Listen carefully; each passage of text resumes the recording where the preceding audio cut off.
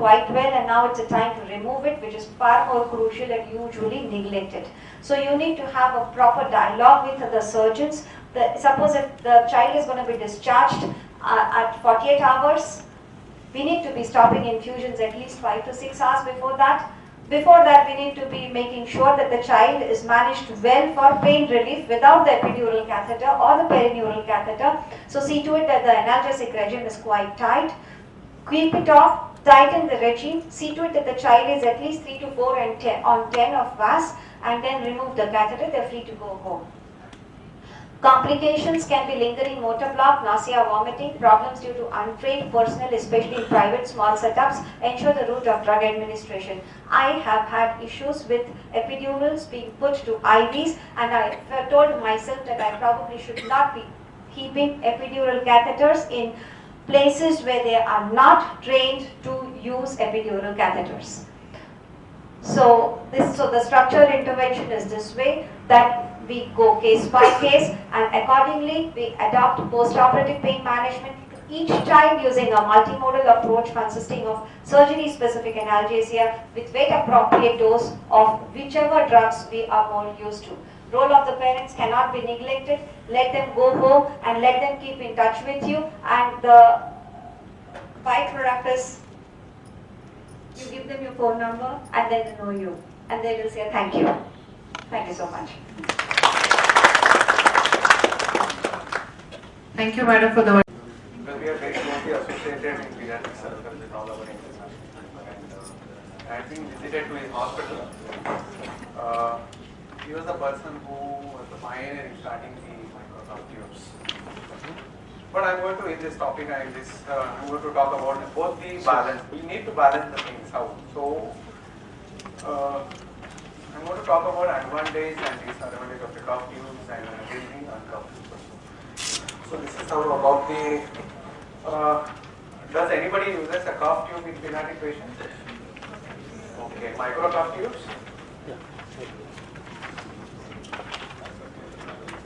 So just I'm going to talk about now since last 50 years or 60 years we have been using in pediatric patients cuff tube. Almost there are a lot of variation changes happen into the clinical practice, and people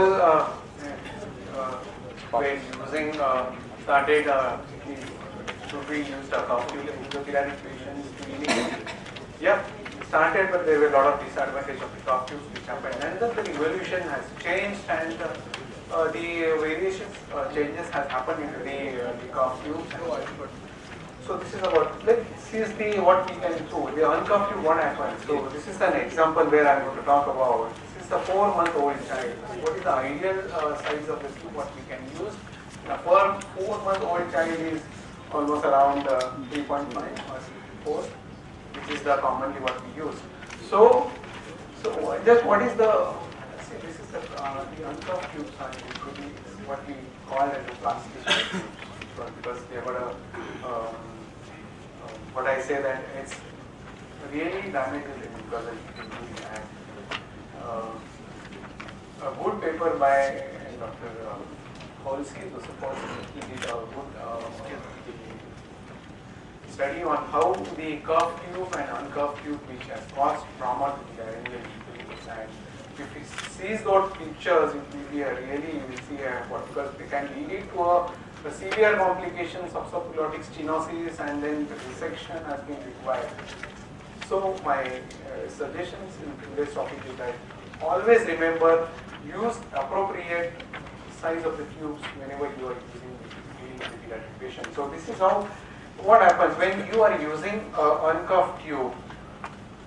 For example, in a 4-month-old child, if you're using a 3-number size tube, if you see that there will be a lot of leak will be there, and what will happen then? The ventilation will not be an effective. If you try to use a bigger sized intrathecal tube, uncuffed tube, then you can see how it fits into the laryngeal inlet, and it can cause an injury. So appropriate size of the tube which is used is 3.5, but in spite of that, since you can see there is a lot of minute leak will be there into the thing. So this link, which we need to have a good effective ventilation, which is always possible, it is always possible by the cuff tube. So this is what we follow into the adult practice. Cuff tube is the tracheal sealing. The same thing principle which is followed into the pediatric patient is the tracheal sealing. If same child I am using a cuff tube of size 3, you can see exactly the cuff is linked like the aluminum foil paper which wraps around, properly fit into the laryngeal inlet. So this is how to think. If you use uncuffed tubes, you can see the same size cuff tube, you see a lot of leak. This link, what we know as a tracheal sealing, is always possible with only cuff tubes. So this is about the microcuff tube. If you see from the study which has shown that it appropriately fits into the appropriate size of the cuff tube with the outer diameter of the tube with the inner diameter of the trachea exactly fits into the. If you see these lines, the solid lines which tells that the exactly fits wrapped into the tracheal mucosal lining. So this is how the things is. So initially how it started, so the Dr. Kine, he was the first person started thought about to use a pediatric cuff tube into the butt. There were a lot of things which happened in that era where the initial cuff tube which were made of PVC, which has caused a lot of injury to the pediatric patient. So, but that has initiated the thinking process into the anesthesiologist where, oh, okay, this is what, if you change the material of the tube, which help definitely well. And this was the landmark paper into the pediatric anesthesia where we thought about doing the good cuff endotracheal tubes about, and initially they used were good things and these appropriate size, but since the cuff were not appropriate, sometimes I am going to show you the pictures where how uncuffed tube can cause the trauma. So coming to the microcuff tube, see, if you see, it seals at a very low pressure, so almost around the tens. And the study which shows that this is the glass tube, this is the microcuff tube which has been inflated, and the dye was injected. You can see in the lower end nothing is being inserted. With the PVC or this thing, you can see a little bit of dry. In this era where we think about the microaspirations, we talk about a lot of things, so we should know about that, what can help. So in that situation, we thought about which tube need, even a minute leak is not acceptable in this era. So this microcuff tube has been beneficial, where you can say absolutely there is no leak into the, so there are very minimal less chances of the aspiration into the patients.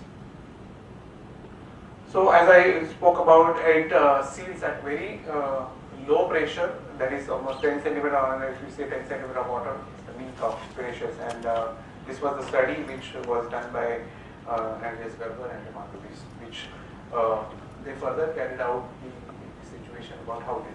Then if you see the tube size is that the correct anatomical dimensions, which is that it appropriately fits into the exact limit of the trachea. Why I am talking about this is because this is when you are using the cuff endotracheal tube in the head, in the head and neck cases where there is a lot of manipulation is there. In that situation, yeah, so there is a lot of margin in the carina. So it doesn't touch the carina because it helps to the manipulations is very minimal, and the trauma which can cause is very, very less. So this is how the endoscopic picture where you can see there is clear-cut depth marking. Why I am talking about the depth marking? Because it helps you in a difficult situation and difficult intubation where you know that okay, you have reached the laryngeal inlet, and you can see a clearly depth marking helps you to facilitate the intubation. And so there are a lot of studies which has an appropriate intubation depth mark, which has helped, and then the tube displacement I was talking previously about how we can help into the the head and neck surgery. So this is the study which was done. As appropriate fits a relevant age group. So what happened? There are a lot of exchange rate with the uncuffed tube happen. This is what the problem happens with the uncuffed tube. So again, you try to, oh, this is a very big size tube. I need to. So for example, in a 4-year or 4-month-old child, you try to fit into the 4 number size. You try to insert it. It doesn't cause a trauma.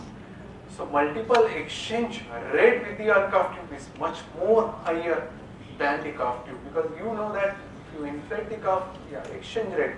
So the exchange rate is almost around if you see in 500 patients, it is only 98% you will see the fit rate which can happen.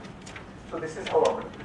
So what you will say that is there any appropriate formula what we can choose the size of the tube? Yes, we have the same formula what we use, Motoyama or Cole's formula. Again, it is applicable into the pediatric patients. Yes, we can use a finger or little finger tip formula. It is applicable into the cuff tubes, and age-based formulas are practical. And then, but what happens with this is that a lot of time you get miscalculate and you use oversized tube.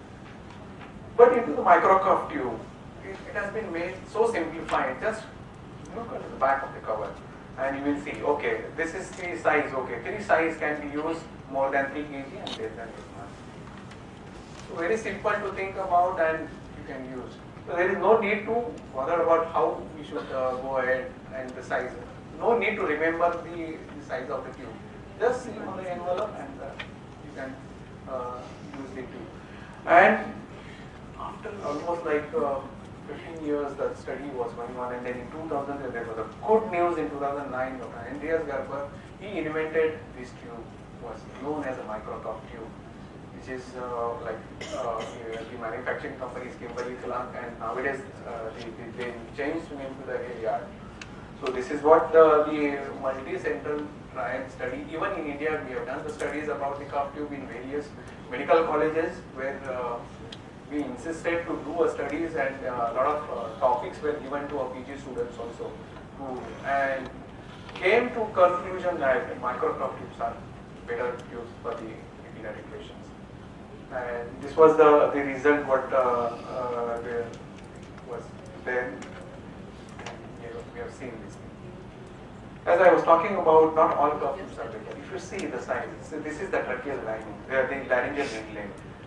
Initially, a lot of cuff tubes were made. If you see the cuff was on the laryngeal inlet where it can cause to vocal cords.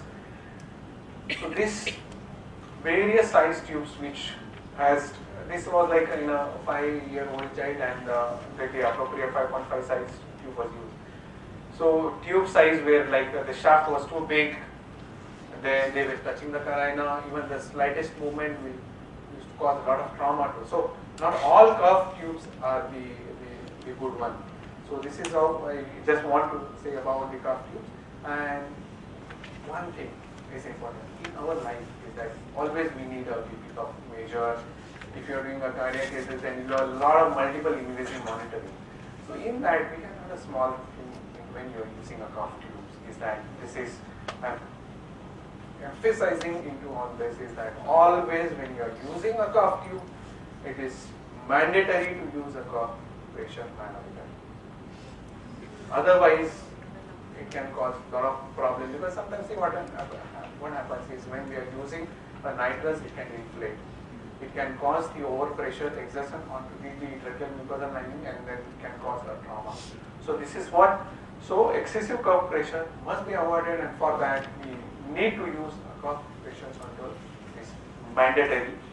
Which is like there are 2 devices. We can use a continuous pressure monitoring, or sometimes we have usually we have this one where we use intermittently. You can just monitor, or you can just attach this cuff.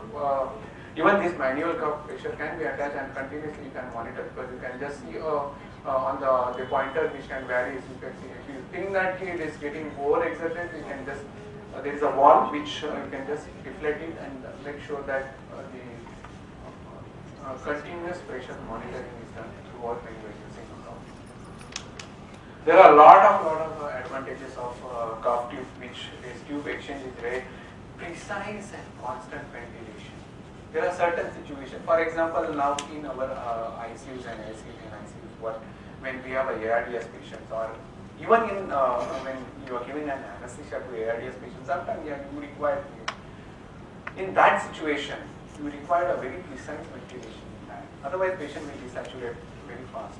In that situation, we have cough tube. In the situation when you are doing a cleft lip and palate surgery, cough tube will definitely help you. That will avoid you using the throat packs into the thing.